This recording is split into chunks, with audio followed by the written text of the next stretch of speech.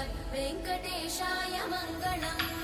स्वतः सर्वविदे सर्वशक्तये सर्वशेषिणे सुलभाय सुशीलाय वेङ्कटेशाय मङ्गलम्।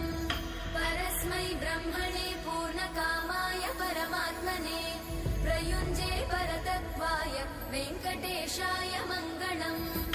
आकालतत्त्वमशान्तमात्मनामनुपश्यताम् अतृप्त्यमृतरूपाय वेङ्कटेशाय मङ्गलम्।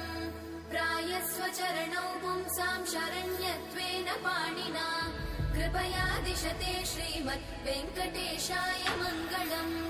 दयामृततरङ्गिण्यास्तरङ्गैरिव शीतलै अपाङ्गै सिञ्चते विश्वं वेङ्कटेशाय मङ्गलम्। स्रग्भूषाम्बरहेतीनां सुषमावहमूर्तये सर्वातिश